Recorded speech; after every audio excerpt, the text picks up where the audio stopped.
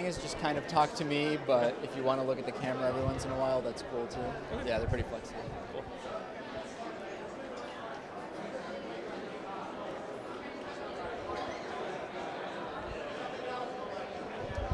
David Pacman here on Free Speech TV at NCMR 2011, here with Mehan Jayasuriya, Director of Outreach and New Media at Public Knowledge. Great to meet you and great to talk to you. Yeah, thanks for having me.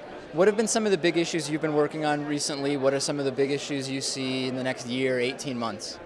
So we have a number of issues that we work on actually as an organization, and we work on telecom policy, we work on media policy, we work on copyright, intellectual property. One of the things that's been taking up a lot of my time recently, and a lot of the other people at our organization, is the AT&T T-Mobile merger.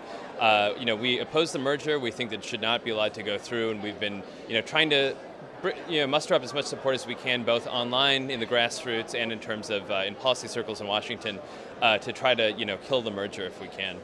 Now, this is one of those issues, like many others, where those who ultimately will probably decide this issue have no real interest personally in changing the system that's in place. It's the system that got them in power. It's this kind of quid pro quo that we're all increasingly familiar with. I assume you would agree that that's a system that does not lend itself to easy change. What can actually be done that hasn't been done to really affect change? Well, I think in terms of AT&T and T-Mobile, it's actually a lot easier than a lot of the other kind of big media mergers. Unlike NBC, Universal, and Comcast, which is what you call a vertical merger, it's two companies that provide services in the same market but not the same kind of services. This is a horizontal merger, so it's two companies that provide pretty much exactly the same services, compete for exactly the same customers.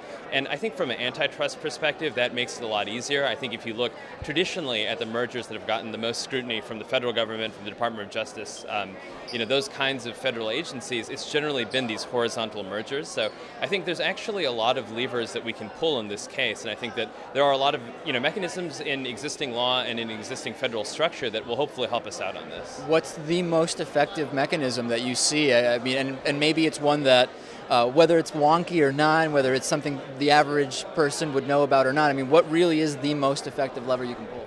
I mean, legally speaking, it's hard to say, but from the perspective of someone who does a lot of online activism and grassroots outreach, I can say that there are a lot of people who are really upset about this, right? Unlike a lot of other kind of more esoteric media policy issues, this is one that really touches almost everyone. Almost everyone has a cell phone. Almost everyone in this country has a cell phone with one of the big four providers.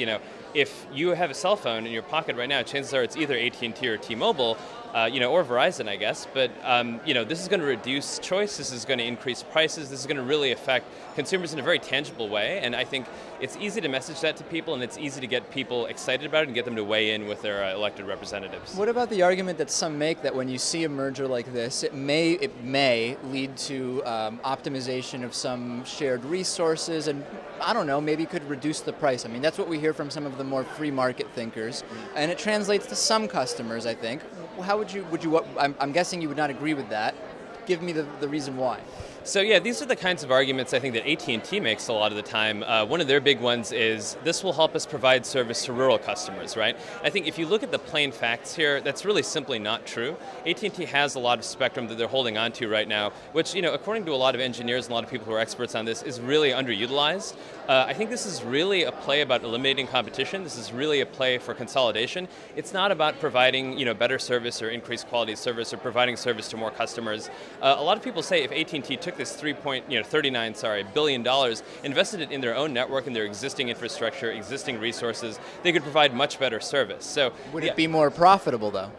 I mean, that's the question, right? And I think that the onus is on the Department of Justice, the FCC, the White House, to look at this from the perspective of, is this going to benefit consumers, right? So it's not the job of people making policy in the federal government to decide what's best for AT&T's stockholders. That's the decision that AT&T should make, that T-Mobile should make for its stockholders. But I think, what we have to look at here is the public interest obligations. Is this going to, better further the public interest? If it's not going to do that, I don't think the merger should be allowed to go through. Well, so we have the two issues here, and recently I had Josh Stearns from Free Press on my program, and we talked about this as it pertained to the Comcast-NBC merger. Mm-hmm. And does this violate any kind of antitrust rules and regulations? And then separate from that, the public interest and what the public is better served for. One is going to be sorted out by courts and lawyers. The public interest, it's given that it can be so subjective, who are the players that are going to make the cases for either side? And again, why will the corporate interests not be able to just put more money into making their case?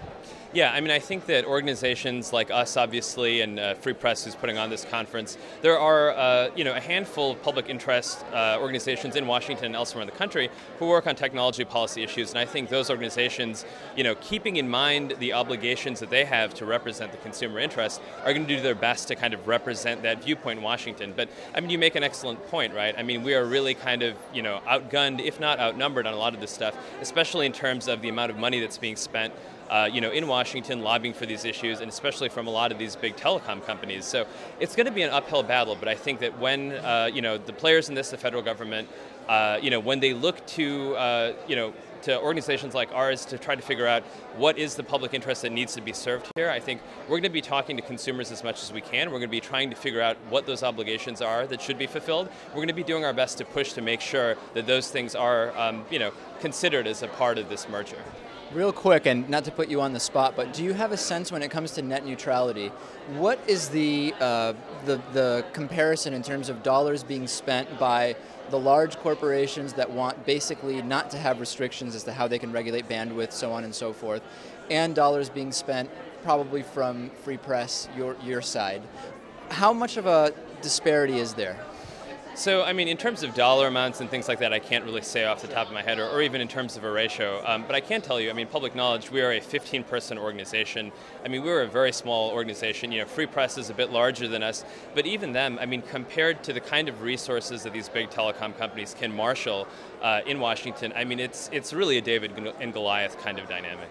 And given that, do you remain optimistic that the public interest can still be served, the will of the people? Yeah, absolutely. I think that we have the consumers on our side, right? We have the grassroots activists, we have the people who are getting in line and involved in online advocacy, and that's something that these big companies don't have, right? And a lot of times they'll start these AstroTurf groups and things like that to try to simulate that kind of dynamic, simulate that kind of energy, but that's something they don't have. The consumer interest groups are working as hard as they can to figure out what the interests of the consumers are. We're working as hard as we can to represent those viewpoints and represent those needs, and that's something you can't fake.